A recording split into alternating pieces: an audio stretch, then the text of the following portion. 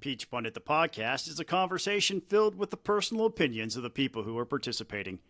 Any view or opinion expressed belongs only to the person who expressed it and not with anyone with whom that person is professionally affiliated.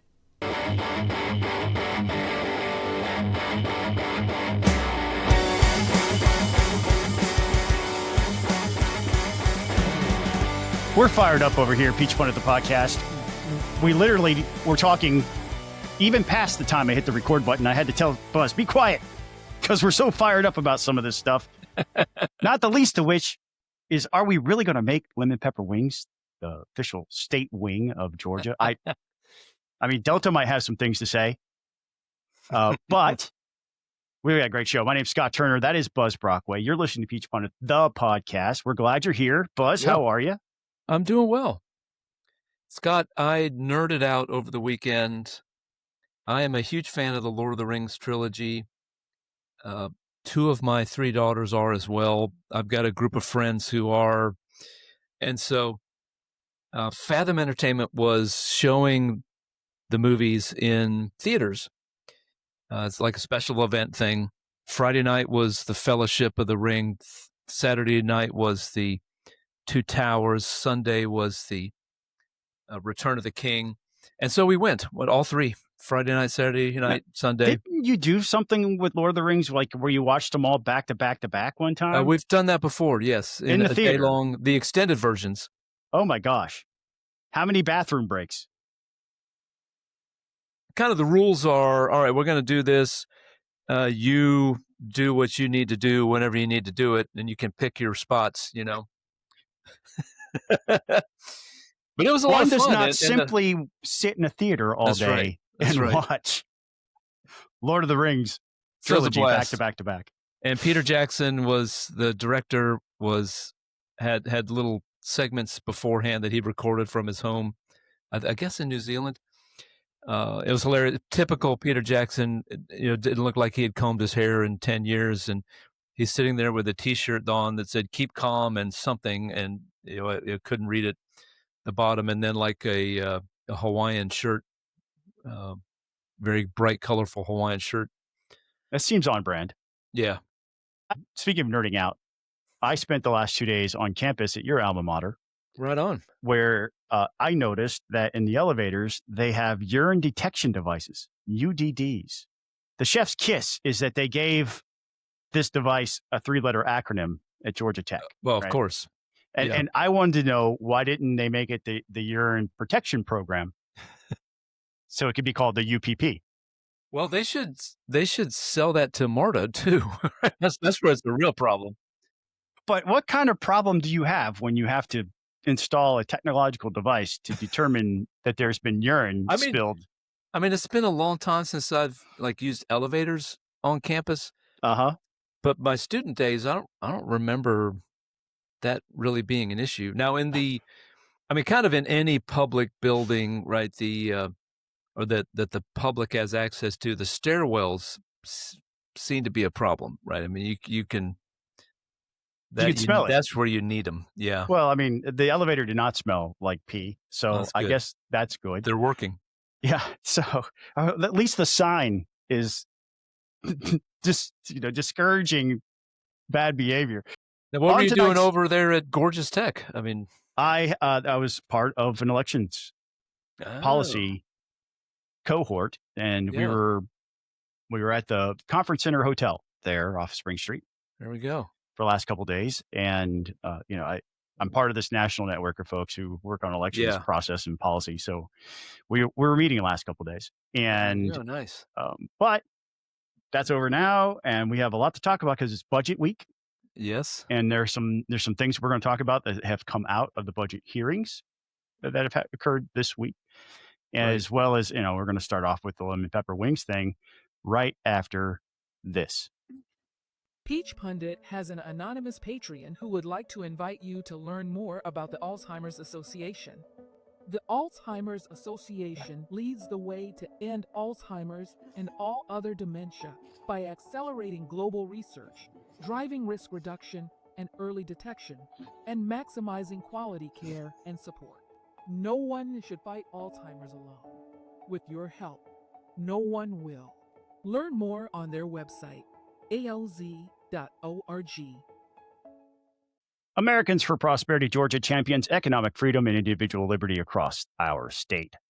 They advocate for lower taxes, less government spending, and regulatory reform while mobilizing citizens to engage in the legislative process. Beyond just economic issues, AFP Georgia is committed to more choice in K-12 education for all students and removing government barriers in healthcare like Certificate of Need. If you want to learn more about Americans for Prosperity, head over to ga.americansforprosperity.com. They are a partner level Patreon, but if you want to be a Patreon, it's for as little as $5. You can head on over to patreon.com/peachpundit, and we'll add you to our Signal chat. We've got a great community in there. It keeps growing. We're really appreciative of those folks. We call them the people who rock because they keep us rocking. Thank you to all of our Patreons. Buzz, have you ever had a lemon pepper wing? I have. Did you know? Just to clarify. Yeah. It was not at a location in Atlanta that made Lou Williams famous. Okay. Okay. We're going to get to that. Yes. Well, let's build up. Trying not to spoil We're not giving the punchline away exactly. at the very beginning. We got to bring the listeners along a little here. So I never knew that there was a tie between Atlanta and the lemon pepper wing. Like, I've always known lemon pepper wings were out there. I really enjoy lemon pepper wings, mainly when I'm looking at a low carb option. Yeah. And the sauces generally have too much sugar in them. Lemon pepper is a great alternative if you're on the low carb thing. And and I did not realize that all this time I was eating something that was really an Atlanta legend. Well, as the t-shirt says, Atlanta influences everything. Atlanta does influence everything. And the reason why we're even talking about this is because State Representative Eric Bell, he's a young man, very proud of his Georgia heritage and being from the Atlanta area, has introduced a piece of legislation to make the lemon pepper wing the official wing flavor of Georgia. Now, on its face, I don't really have a problem with that. We've debated all kinds of things. During my time in the legislature, we made the white-tailed deer the official mammal of Georgia. Yes. We also made, we had debated whether or not to make the peanut the official state nut. And Clay Perkle, who was an actual farmer, pointed out, those are not nuts. Those are legumes. And the following year, the official state nut became the pecan, which makes a lot of sense. We're the biggest producer of pecans in the country. And shoal bass was the official riverine sport fish, I think. Yeah. And after I left, I think they made the white shrimp the official state shrimp or crustacean of Georgia. So we do this type of stuff all the time. It's not, and there's a long list of them of all these sorts of things, right? There's a whole Wikipedia page devoted to all of the official things of Georgia. Yes. So just the ones that have happened since I got elected, right? Or the ones that I remember. But it does give me an opportunity to share a funny story with y'all because I was on the committee where the official state nut debate happened when a member of the Senate brought it over. And so the bill read, the official state nut shall be the peanut. And I offered an amendment in committee. And somebody can go find the video archive of this. And I said, can we strike the word peanut and replace it with the words Senate Rules Chairman? So that it would read, the official state nut of Georgia is the Senate Rules Chairman. Now look, we got to, all right, you just pointed out that Representative Clay Perkle pointed out that peanuts are legumes, not nuts. So the Senate, that never came up in the Senate debate, I take it. The bill just sailed on through the Senate, came over to the House. This is what we, as two former House members, this is what we talk about, that the House has to perfect Senate legislation all the time. It never dawned on those guys over there that they were trying to make something that's not actually a nut, the official state nut. Well, and pecans botanically are considered drupes. So I don't know. Anyway, we're not going to open up that debate. We're not going there. I'm just saying. But it may be curious, like why lemon pepper? And you and I both discovered some things. I went to ChatGPT. and I'm going to set mine up first, and then I'm going to turn it over to you because you got more detail than I did. Like you're naming names over there. And I was just like, hey, ChatGPT, what is Atlanta or Georgia's tie to lemon pepper wings? And this is what ChatGPT said to me. The lemon pepper wing has a bit of a legend behind it, especially in Atlanta. Lemon pepper seasoning is a mixture of dried lemon zest and cracked black pepper, originally more of a seafood seasoning, but somewhere along the way, probably in the late 20th century, someone thought, why not toss it on wings? In Atlanta, it became iconic, partly thanks to local wing spots and famously the city strip club scene where lemon pepper wings became a cult favorite. Now they're a staple, and you can find them on menus far beyond Atlanta. All right. So the story, and this is from my memory because it was hilarious. And folks know I'm a fan of the NBA, right? So in 2020, as the pandemic was rolling along, the NBA season ground to a halt like everything else. And so they quarantined themselves, right? And started playing games again. And Lou Williams, who was a guard, local product, South Gwinnett High School, was on the Atlanta Hawks at the time. And he got in trouble for sneaking out and breaking curfew, getting out of the bubble, and stopped by Magic City, the famous... A very famous strip club in Atlanta. Yes. And when he got caught, there were repercussions. The Hawks had to, like, you risked everything, and, I think he had to sit out some games, had to get tested and make sure he didn't, bring COVID and crash what remained of the Hawks season, could have come crashing down then. And so, of course, the question is, Lou, what were you doing? Why did you go? I mean, we know why you went. Why did you really go? And so he said, look, I went there for their lemon pepper wings. And then he became known as Lemon Pepper Lou. And that is, I mean, you could watch NBA. I think he's retired now, but you could, for years, you'd watch games, even when he left the Hawks. Well, Lemon Pepper Lou's in the game. And it would just, so when I saw this, I thought, come on. And of course, in the legislation, Representative Bell, he doesn't elaborate on all that story, but he mentions Lou Williams in the as a celebrated NBA star, which he was. Lou was awesome, and as I said, a local product. But yeah, that is the story. You can look it up, as they say.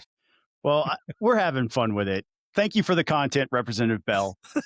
For those of you who say, oh, there's so many important things the legislature needs. Look, if you want a Democrat working on something, this is what you want them working on. Yeah. I'm just saying.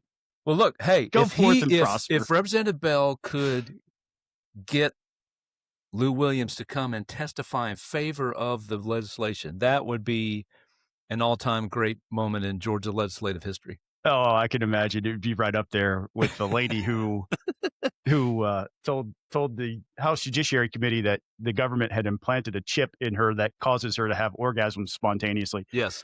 That's a real story for another time. We teased a little bit at the top of the show that this is budget weeks, and so the budget hearings, and there are a couple of things that popped out of there that caught our attention that we wanted to share with you. And I'm going to let Buzz take the first one because one of our Patreons is State Representative Bethany Ballard. You'll hear her on the People Who Rock. So obviously, we have a good relationship with Representative Ballard. We also think that the work that she's doing around child literacy is extraordinary, just extraordinary and very important. And it's very serious stuff. And it's well documented over the years here, obviously at Peach Pundit, but everywhere, that Richard Woods, the Department of Education commissioner is what we call him. Superintendent. Right? Sorry. Yes. The superintendent of the Georgia Department of Education does not have a good working relationship with the legislature. And you brought this to our attention, so I'm going to let you run with it. Yeah. So, of course, as you know, during budget week, the constitutional officers, the agency heads all come traipsing over to the Capitol and make a presentation before the joint House and Senate Appropriations committees, where members of the committee can ask them questions. And Representative Ballard, as you know, Scott mentioned her passion for literacy. She's been leading the charge to try to get Georgia lined up where the so-called Mississippi Miracle or the Southern Surge happens here in Georgia. And we set some stuff up and some good stuff's happening. But Scott, what I've observed, and I've heard this from Representative Ballard and others, there's always been quiet pushback against this effort to move Georgia over to the science of reading. In the early days, nobody would really come out and say, I'm against this. But there were efforts to torpedo the bills and undermine it and change it. And even during the implementation process, I posted about this on the blog, there have been efforts to water it down and include some curriculum that's less than stellar. And some of that opposition is becoming louder. There are reports of superintendents who are taking shots at this effort, saying it's not needed, and words to the effect of those legislators who don't know what they're doing should keep their nose out of our business. And what folks like Representative Ballard and others, Misha Maynor has done this repeatedly during her time in the legislature, points to the data and says, give me a break. It's not good. So this is what Representative Ballard did. Her opportunity to question Superintendent Woods, she asked him, because he has been saying, in his department has been saying, 65% of Georgia's students are proficient in reading. Now, she pointed out, and Scott, you and I were talking before the broadcast, that you go to one part of the dashboard, and it says no, only 35% of students are doing well in English language arts, right? Then you flip over and you hit the tab a couple times, and you get to this different number that says that 65% of students are doing well at grade level or above for reading status. So, which is it? And that's really what the crux of Representative Ballard's question was, and what the superintendent, of course, wanted to direct everybody to that 65% number, not the 35% number. Now, my problem is, first of all, it's not clear what is really going on. Right. What is the true number? What is the true data? And if you were a $10 Patreon listening into our pre-roll conversation where we were discussing this and getting prepared, I was saying, this is confusing to me. Yeah. I'm a former state lawmaker, and I'm looking at this data, and it doesn't make any sense. It's not well explained. It's presented visually in a way that leads you to two separate conclusions, which we'll get to in just a second. Neither of them are good. Right. We'll get to that in a second, but continue, Yes. Buzz. Well, and what I point to is you've got this confusing data here. You've heard me mention many times before the National Assessment of Education Proficiency, which is a national test, and they test fourth graders. And their numbers in 2024 say that only 30% of Georgia's fourth graders are reading at the proficient level. And very clearly, you can dig into their website, and there is very easy to find a definition of what they say proficient is. So clear, easy to understand. So, the point of all this to me, and this is what I think is at the crux of Representative Ballard's question behind her. I hope I'm not putting words in her mouth, but if we're going to deal with this, we have to look at the real numbers. We have to all agree upon what those real numbers are. And we have to deal with, you have to start with truth. If you're going to solve a problem, you have to start with truth. Mm-hmm. Now, if Superintendent Woods and others are going to try to tell us that there is no problem, well, that's ridiculous. I'm sorry. It just is. And that's going to be a tough sell. Yeah. Because parents know. Yeah. Parents know. Well, right? Here's the thing. First of all, it looks like within the same data set, you have two different measurements of two different things. Because the first one is end of grade for English language arts, which would make one believe that's probably reading and writing, maybe. Maybe so. And then the second one is a pass-fail measurement. Not, the first one in the English language arts is there's beginning learner, developing learner, proficient learner, distinguished learner. So 24% plus 11, for it's the 35% proficient. number that So that's Representative the Ballard 35%, mentioned. right? Yep. So Yep. 24% are proficient, 11% are distinguished, meaning they're above grade level. That's 35%, which means that the other 65% are not proficient. Yeah. But then you go over to the third one and it's measuring a different thing, which is end of grade reading status. And it says 65. Now, this was I went back and watched the video. You sent me a link to Representative Ballard asking Superintendent Woods those questions. And he was like, well, no, it's not really that bad because it's 65%. Right. So here's the problem with that. If I took 3 kids, a random sample out of any school in Georgia in 3rd grade, one of those kids is not on grade level. Right. Even by the superintendent's most rosy picture. Yeah. 1/3 of our children, over 1/3, 35%, are not reading at grade level. That is an epic failure. And this is what the superintendent is saying. Oh, there's all this noise and the legislature is saying we're not doing well, but 65% of no, that's not acceptable. Right. There's no world in which, look, one of our Patreons made this comment. If I got a 65%, I got an F. Yeah. You're failing. And really, Superintendent Woods needs to do some soul searching and decide maybe this job isn't for him. Because if he's saying that this is an acceptable data set, where in his rosiest of projections, 65%, it's not really that big of a problem. Yeah, it is. And look, we Scott, cannot afford for 1/3 of our kids to not be able to read. How easy would it be for the superintendent to say, you know what, I appreciate that the legislature wants to tackle the issue of literacy. I want to do something. I think, my numbers say that 65% are doing well, but I'm very, very concerned about these 35% who are not. And let's roll up our sleeves and work together. Let's rally the resources. Let's rally the experts. Let's rally all our outstanding teachers. And by God, let's fix this problem. How easy would that be to say? Very easy. And it would realign everything, where you would have the entire Department of Education and all the wonderful people and experts they've got there, our teachers up and down the state who are just, all they want to do is say, give me the resources and let me teach. That's what they want to do. And and the legislature wants to fund this, so let's do it. Bam.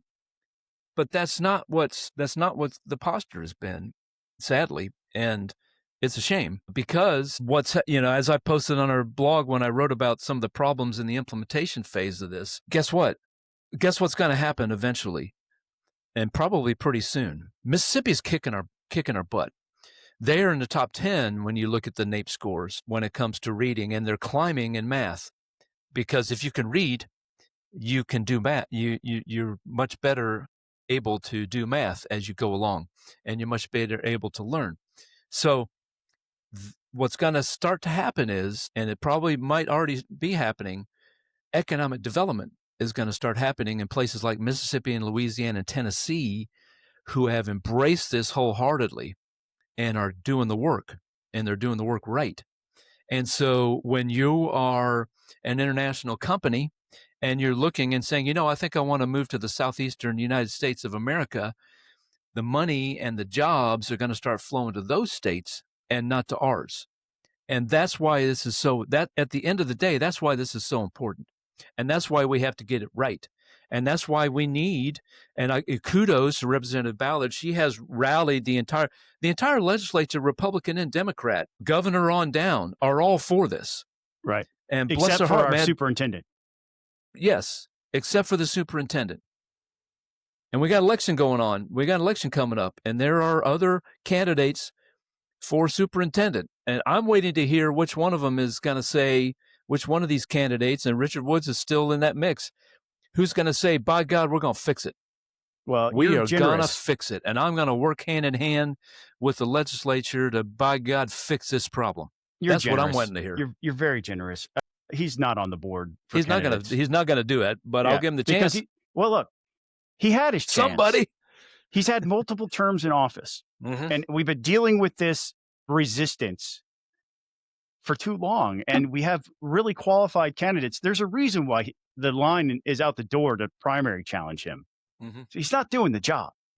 When you draw 4 challengers, and we haven't reached qualifying yet, and people have decided to invest time and money into getting you replaced, that tells you something. Yes. By itself. And I'll just, one last thing I'll say about this, Scott, then we can move on, because I can rant about this for a long time, because it's, it's I share Representative Ballard's passion that this has to be fixed. But candidates for higher office, like superintendent, lieutenant governor, y'all ought to be beating the path to Representative Ballard's door to say, bring me up to speed on this, and what can I do to help? Exactly. Do that. Just saying. We know our audience is mostly legislators. Go do that. That's great advice, Buzz. Also in the budget hearings, our friend, former colleague, Matt Hatchett, got caught in a hot mic moment, and he did not hold back on his feelings about insurance companies. He said, lightly paraphrasing, that insurance companies are just ruthless and they're destroying the country. He also used some colorful language that we're doing our best to not try to use those types of words here at Peach Pundit, the podcast, any longer.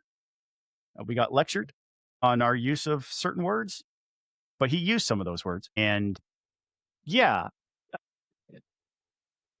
I think he expressed something that we all feel. Am I wrong? No. People feel that for sure. I'm sure our friends in the insurance industry, I served on that committee for a long time. I have a little sympathy for them. The insurance companies, they're not all evil. Okay. No. But they certainly have a perception problem at the very least. The one member of the legislature told Greg Bluestein, the AGC, he'll never lose another election. I saw some people I saw some people saying he ought to just run for governor right now. I'll be honest with you. I'm into that. I'm into it. He wouldn't do it, but I'm into it. Boy, other news has come out of the budget hearings. Secretary of State Brad Raffensperger went to do his budget presentation, and there was some tension. Surprise. Yeah. We're not really surprised. Basically, for quite some time now, our voting machines, Dominion voting machines, now Liberty voting machines, because they're no longer known as Dominion. Dominion sold. So the Liberty voting machines have been running on an outdated code. The software needs to be updated. And Senator Dolezal, our friend, Greg Dolezal, who's also running for lieutenant governor and is a very close friend with Lieutenant Governor Burt Jones, one of his closest allies, frankly, took the opportunity in the budget hearings to question Secretary Raffensperger on why that hasn't been done, and to try to get him to admit that the software is vulnerable. And Secretary Raffensperger turned it around on Senator Dolezal and said, I can't go and spend money that you have not appropriated.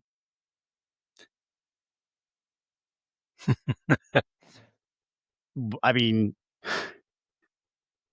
yeah, the software needs to be updated. We've known it needs to be updated. The legislature has known it needs to be updated. The governor has known it needs to be updated. Everybody knows it needs to be updated. But where's the money? We're dealing with this right now with trying to implement SB 189, which is removing the QR code.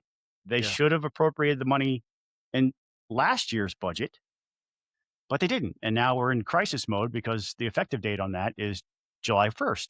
And there's no time to procure any type of solution to actually do this appropriately in a way that would be the best value for the taxpayers and, frankly, for the voters. Yeah. So how does this play out? I mean, is this a winning argument for the legislature to pick on Brad Raffensperger and say, you're not doing the basics of the job when they aren't giving him the resources?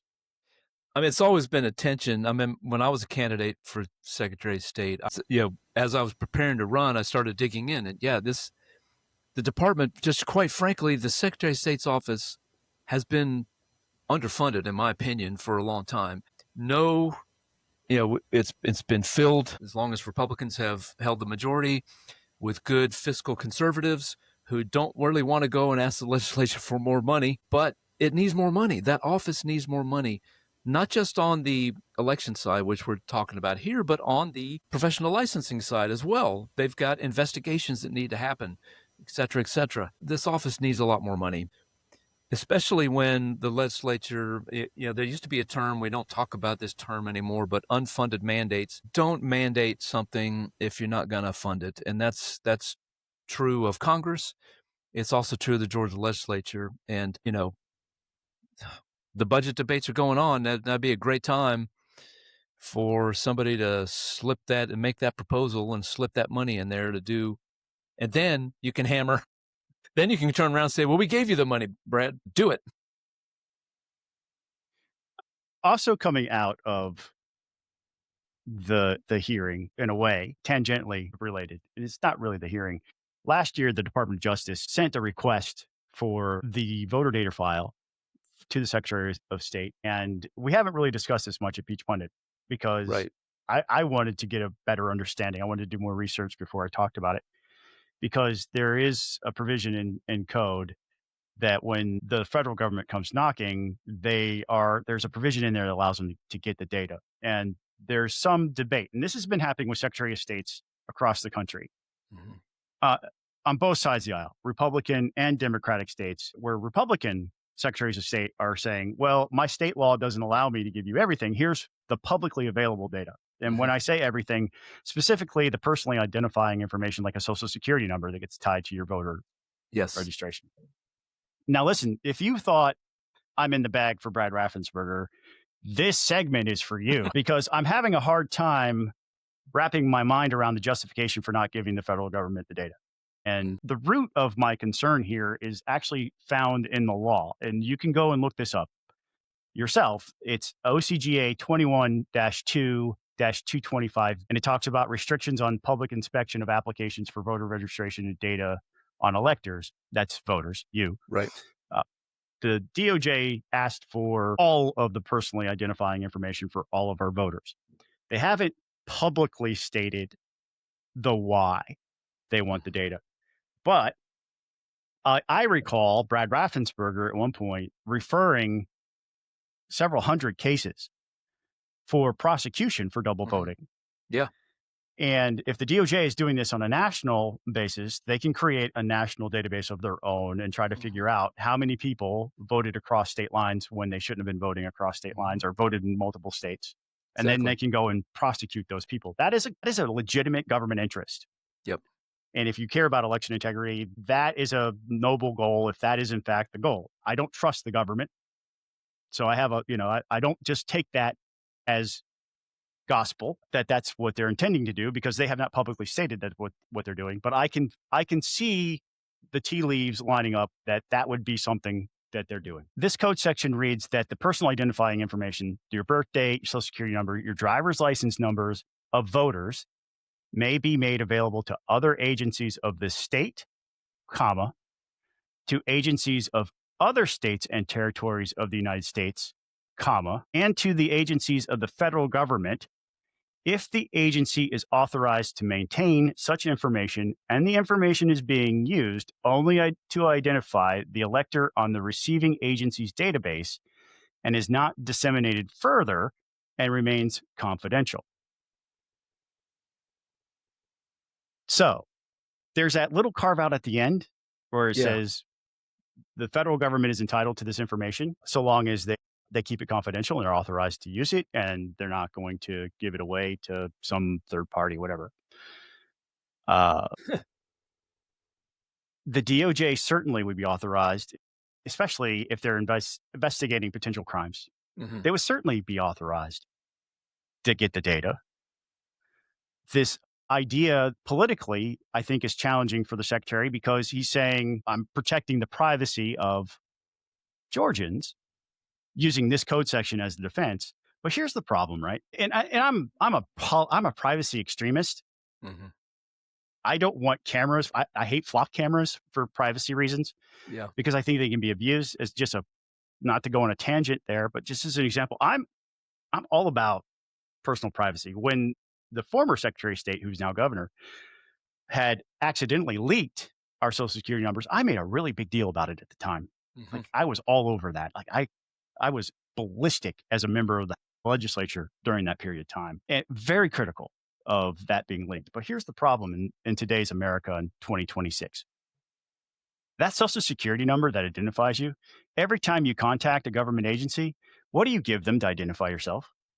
Your Social Security number. Well, where did the Social Security number come from? The federal government. Right. It's really hard. I mean, you might disagree, Buzz, but I think it's really hard to make both a political and a policy argument that we shouldn't give the federal government the Social Security number that they place upon us and they ask us every time. Mm-hmm. And it's required to be collected when we register to vote. I don't understand the resistance. Do you? So I'm thinking back to, and I'm not as deep into this as you are.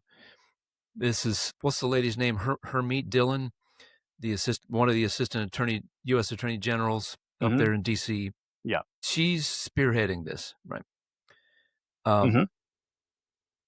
She's also had a lot to say about the so-called 315,000 stolen votes in Fulton County, right? Well, you say stolen. Let's just make it very clear. I'm not saying stolen. I'm saying that's what some of the what some of the people in the stolen election conspiracy crowd are saying, right? In an effort to try to get the 2020 election decertified, in the year 2026. Because honestly, that's what I thought this was about.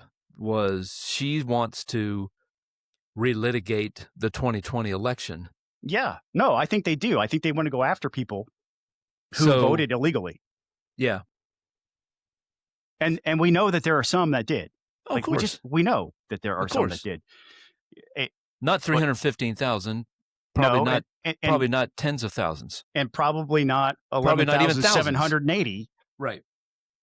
But and the Secretary of State did at one point. I remember. I want to say it was like over 300 cases. It might have been 3,000 cases. My memory is fuzzy on that. But I remember him hosting a press conference on the steps of the Capitol saying he was referring those cases for prosecution. So we know that there are some. The exact number may not be known. But if the DOJ is doing this on a 50-state basis, they're going to be able to identify potentially more. It's just tough for Raffensperger and the Secretary of State's office to fight a fight against the Department of Justice. They have really smart lawyers and gazillions of dollars and unlimited resources to fight these kind of fights. So, end it. So this is going to go to court because the DOJ is now suing. The Secretary has dug in. He's saying, I'm not going to violate the privacy of Georgia voters. People will be surprised at how much data there is on voter behavior. They're always surprised when I would get one of my favorite things to do when I was in office was to pull up the voting record of the person who was emailing me. To see what ballot they pulled during primary season, because then you can determine, am I talking to a Republican or a Democrat? And then I can tailor how I'm discussing this issue with this constituent in a way that I felt like would be more effective in communicating with them. Right. And I would always say the message would be the same, but how it's worded was important. So I would do that. To understand where they're coming from in their question. Yeah. Most likely. Yeah. And my absolute favorite thing was when somebody told me I am a registered Republican in Georgia.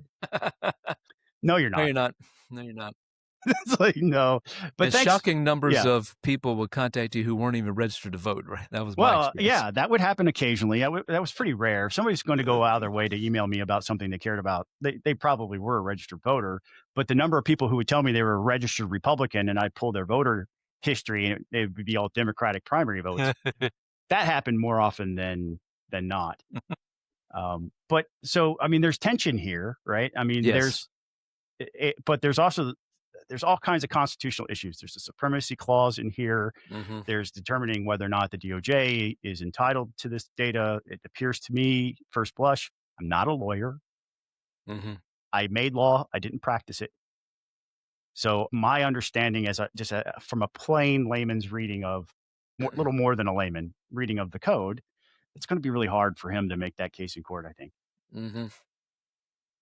The best case, I think, for Georgia is that even if the DOJ has the authority to review list maintenance, Georgia can argue the DOJ does not need the full DOB driver's license number or social security numbers to evaluate compliance Right.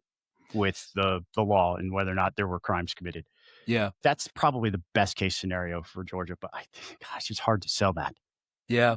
Now, Scott, just moments ago, Jason Shepard posted his take on this. And he's a lawyer. On the blog. He is a lawyer. I haven't read it yet either. He may or may not agree with your assessments. As always with Peach Pundit, you can disagree. The debate is engaged. So that's awesome. And this is a great opportunity for me to point out. I wrote this piece earlier, my first piece of 2026, which is something I'm going to start doing at the beginning of every legislative session to remind legislators specifically, just because somebody in my blog wrote something doesn't mean I agree with it. I used Josh McCoon as a great example of that because Shepard had written a piece about Josh McCoon that I hated. And this is a great opportunity just to remind you, right? Shepard may have a different take than me. He may see a path where Georgia is absolutely in the right. I don't know. Sometimes I have a different take than you. Yes. And I don't censor any of you. Right. Yeah. So, and that's the point. So if you go over to the blog and you read Shepard's piece and say, well, that's not what Scott said, it's because he doesn't have to agree with me to publish on the site. He's got his own mind and his own perspective, and that's what we're here for. We're here to talk about these things. And I would rather have the tension of disagreement on display than just my voice on the blog. Absolutely.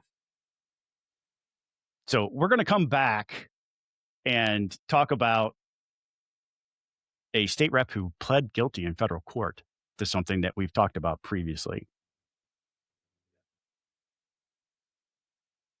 Golden Retriever Rescue of Atlanta, GRRA, is an all-volunteer, tax-deductible charitable organization.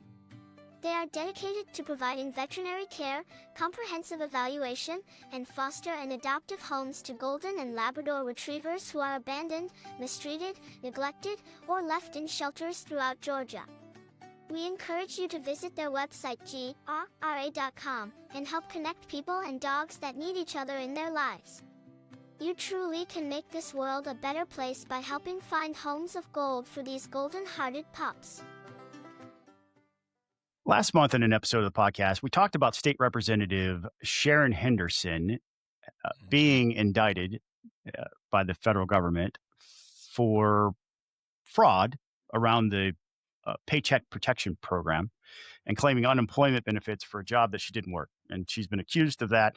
Shortly after that, we didn't discuss State Representative Karen Bennett, but Karen Bennett also resigned facing federal charges. And this week, Karen Bennett pled guilty to her fraud charges in court. Do you think this is the last one we'll see of these? No, I don't. And the U.S. attorney has kind of hinted that there were several. We know of two. One pled guilty, one has not. And this, I'll be honest with you, Scott, this one makes me sad. Representative Bennett and I were in the same delegation. She lives in DeKalb, but her district stretched into Gwinnett for pretty much all her time there in the legislature, and always got along very well with her. Found her to be a nice lady and very thoughtful, and we didn't agree on much, but we would work together. All of us in the delegation would work together on issues related to Gwinnett County. This is sad. You can't, the temptation of thinking you're going to get a pile of free money snared another one. Yeah. U.S. Attorney Theodore Hertzberg said Bennett was elected to represent her fellow citizens and took a solemn oath to promote the best interest and prosperity of the state of Georgia. Instead, she violated that oath and during an unprecedented emergency, lied to line her own pockets with taxpayer money intended to help community members in need. Public trust is fundamental to our system of government. Elected public officials are expected to uphold the law, not exploit it, said Paul Brown, special agent in charge of FBI Atlanta. Yeah. Look, I sort of said a little bit in jest, if you are somebody who did this, you should just go ahead and resign.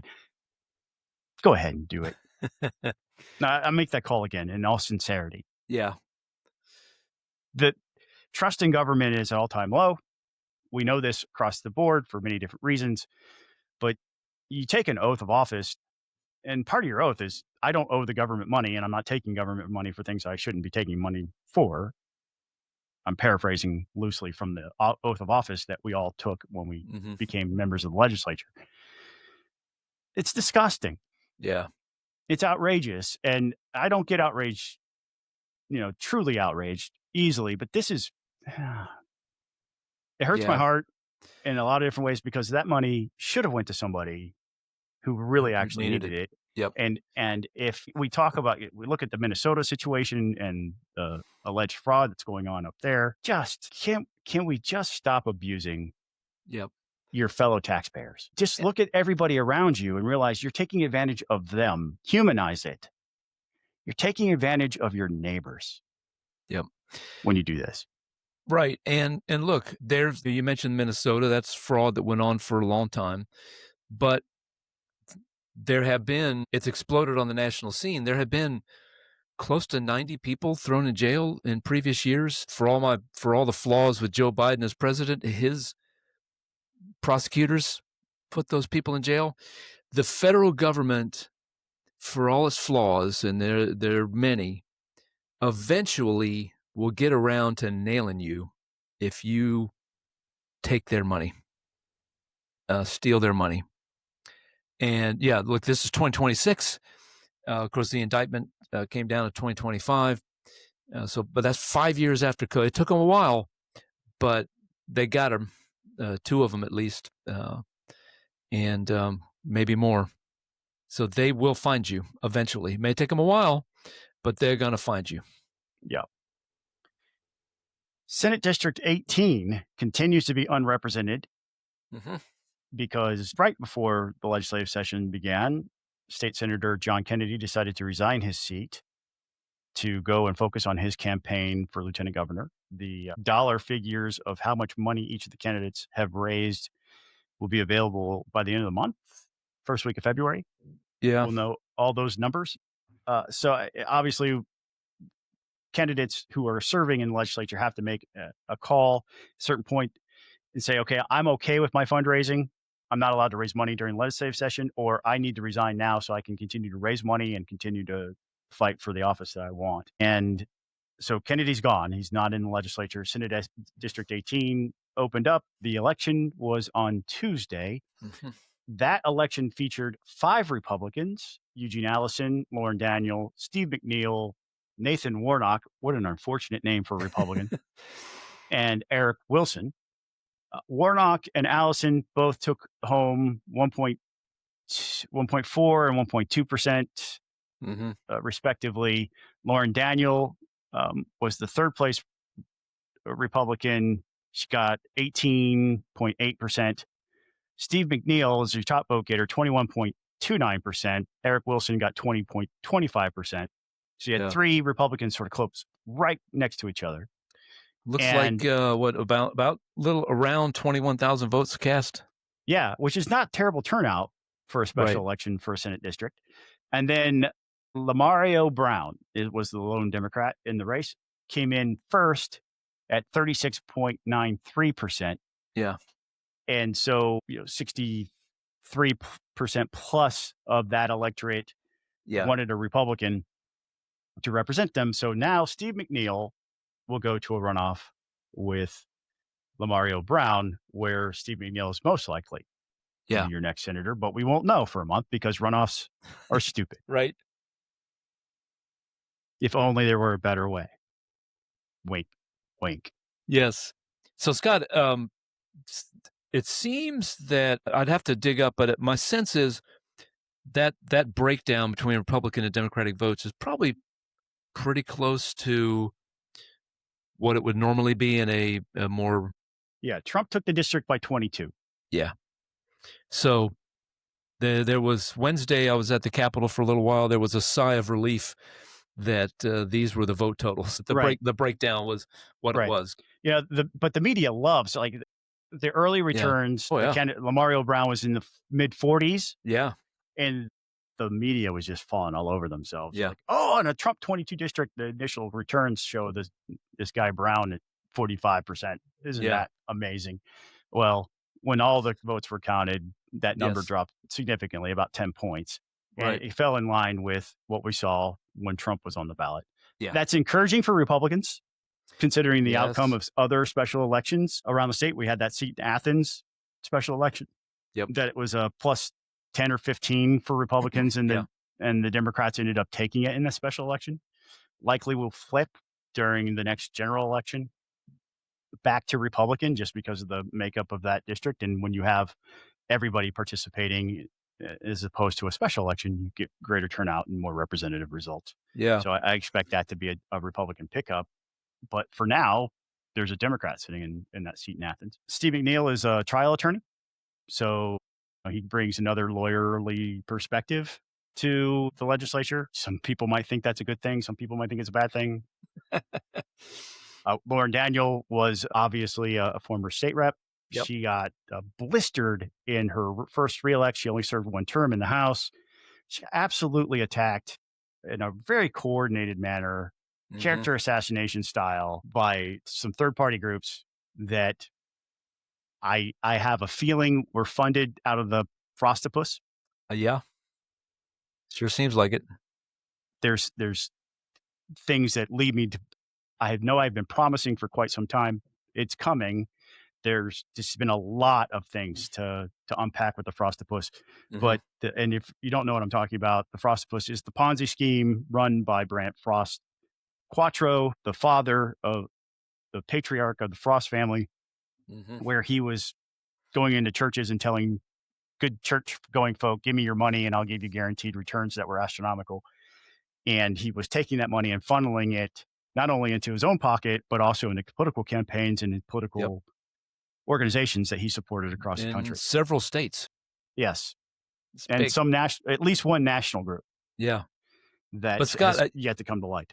Right. So you mentioned Lauren Daniel, former elected official. Eric Wilson, I believe, was a mayor of city of Forsyth, maybe. He was a mayor in the district. So it's kind of interesting that, two politicians, with presumably with electoral bases, finished second and third among Republicans, but Stephen McNeil finished first. So that's interesting.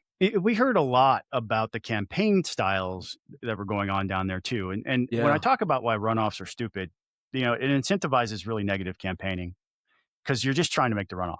Yeah. And I had this conversation with a senator who was concerned about Colton Moore potentially becoming a congressman. He's like, Clay Fuller up there is doing great. He's probably going to make the runoff, right? I'm like, see, here's the thing. No. You don't know. You don't know.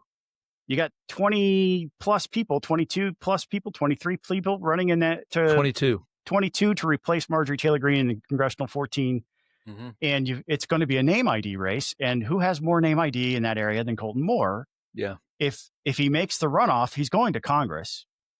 He'll make one of my predictions from the first episode of the year a loser if he does that. But yeah, there's Brian Stover and there's Clay Fuller and there's some really serious candidates running up there. And some of them, you found this out, some of the people who told us they were running didn't even run. And some of the people that didn't tell us they were running decided to qualify. Yeah, by my count, there were 9 who had announced they were running. And I'm going off of the website Politics One, who had found Facebook pages and or websites where folks were saying, I'm running. When it came time to write the check, they didn't. Right. And 5 people who didn't say a word showed up to qualify. Right. So in that scenario, it really benefits the people who negatively campaign. Yeah. And the feedback that we were getting out of Senate District 18 was that the race had gone really negative, that they were yelling at each other about who was most Trump, who was most conservative, who was most Republican, instead of casting a vision. That type of campaigning is incentivized by the runoff system. You're just trying to make the runoff. If you can make the runoff, you're probably going to win. It's going to cost you more money, but you're just trying to beat back all the other Republicans so that when you get into with the Democrat, you have the best chance of actually winning the office. Whereas the other alternative that Republicans think I'm crazy for pitching would have changed the behavior. It incentivizes different behavior because you don't want to be disliked by the supporters of your opponents. Right. And there's in Georgia, negative campaigning may work sometimes, and it may get you into the runoff. But if you're not winning hearts and minds, Right. and we saw this with Jeff Duncan. He absolutely scorched David Schaefer in the runoff. And there were hundreds of thousands of people who voted Republican in that election who would not vote for him. They wouldn't vote for Sarah Riggs Amico, who was his opponent to become lieutenant governor. She was the Democrat that ran against Jeff back then. But you had over 100,000 voters who said, I ain't voting for him. Yeah. And that's the danger of negative campaigning. You're not Right. winning hearts and minds. You hurt yourself as well as, I mean, look, people do it because it's effective, Right. but you damage yourself as well. Right. And so it's a calculated risk on how far you go. And yeah, you're right, Scott. Instant runoff voting, ranked choice voting limits that because there's an incentive to be somebody's number 2 choice, as opposed to Correct. just laying waste to all your opponents. Correct. Did you watch the college football national championship game? I did. What a great game. It was a great game. And for years and years and years, we were told nobody in the double-digit seedings could compete with the top 4 teams. College football has changed. And I'm here for yes. it. Parity is here. Indeed. I said on the podcast many months ago, I thought that Miami was capable of winning the national championship. Having watched a lot of them, they're one of my team's rivals, so you always kind of keep an eye on what your rival's doing. I was really rooting for Notre Dame when they played them as an example, and was disappointed when they beat Notre Dame. But one of my favorite teams, I posted on Facebook, one of my favorite college football teams is playing for the college football championship, and that's anybody who's playing the Canes. I am so happy that it was decided basically on the last play of the game. Yeah. A broken up pass deep in intercepted pass. Yeah. Oh yeah. Intercepted pass. The Dogs fans were like, that's the Carson Beck we know. Yeah. Look, I said before, I was born in Miami. My dad got his undergrad degree at Miami. I got an aunt and an uncle who were in the marching band back in the day. So I was pulling for the Canes. I've always liked the Canes. And I know I'm well aware. I watched it happen firsthand, the so-called Thug U. And they had problems, no doubt about it. But that's not this team. And they have taken on the character of Mario Cristobal, their coach.